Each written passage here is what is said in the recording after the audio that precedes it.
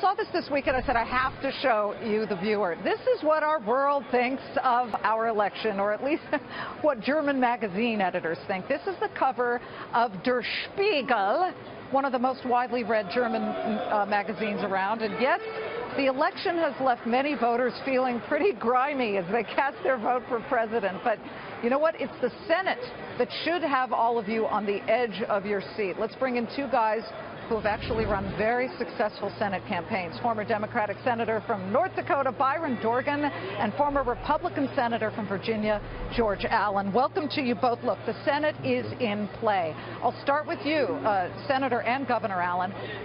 Give us a sense of which race you feel is the one to watch. I think right at the beginning of on the Eastern time zone, and Liz, it's good to be with you and Byron, and everyone who hasn't voted watching, get out and vote wherever you are in this country. I think on the Eastern Seaboard, I think Marco Rubio looks in good shape. Richard Burr has a close race in North Carolina, and I think a very pivotal one will be Kelly Ayotte in New Hampshire, which every poll has that really, really close. And then when you get to the west, Hecht in Nevada will be a close race there too. So what happens in the Senate matters a lot. Byron knows that. The Senate has certain rules and can actually, if it wanted to, do things that are productive and useful and hopefully get our country more competitive in a variety of ways. Senator Dorgan, give me your thought on, and tell our viewers which Senate race you're watching excruciatingly closely for a real sense of what happens for this country and for Congress. Gosh, there are a lot of them. I mean, first New Hampshire, that's going to be in first, or early on at least. But you've got Missouri, you have Indiana, Illinois, Wisconsin, Nevada, North Carolina. There are a lot of races that are going to be very, very close. Illinois, I think we will win. But in the end, I mean, no one knows what is exactly going to happen. I have a hunch, I believe, that the Democrats will probably take over the Senate, but with a very narrow margin, maybe 51 votes, maybe 52. Can I just ask you, Senator Dorgan, if the Senate were to flip, Senator Chuck Schumer could very well be the top guy there. How would that work if, let's just say, for example, it's a Donald Trump presidency? Well, I guess we have to wait and see, don't we? You know, we've just been through a really ugly campaign.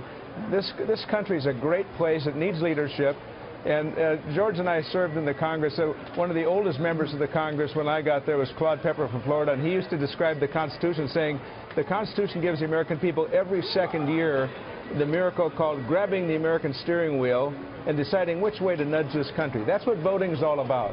And we'll see tonight. I mean, I think a lot of close races, and we'll probably be up late tonight. Senator Allen, I don't want to ignore the House. Look, Speaker Paul Ryan had said even before a lot of this drama began that he wants to be in it to win it and that he will very much want to stay as Speaker. How would that work if Donald Trump is president? Because he and Donald Trump haven't exactly gotten along on certain issues. Are you asking me? Because, you know... No, that's... George. Go ahead, George. George. All right.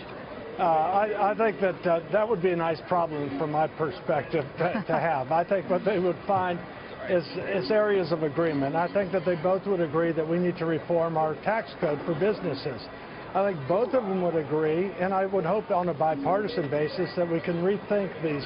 There's just all the burdens of regulatory red tape. I also think there's a possibility of bipartisan work on infrastructure in this country. So, granted, they'll have some differences, but I do think what the American people want, and the people who have supported Trump, maybe as simply a vehicle to express their outrage or dismay or aggravation or feeling left behind, there needs to be action in Washington. Get connected with the people who are worried about their opportunities and opportunities for their children. So I'd really hope to see action in Washington that makes our country more competitive for jobs. Boy, isn't that the truth? The disenfranchised voter has come forth and to the forefront, and I hope no matter who's in place, and I know you gentlemen do too, that either candidate who wins will definitely pay mind. It's great to have both of you, former Senators Byron Dorgan and George Allen. Good to see you.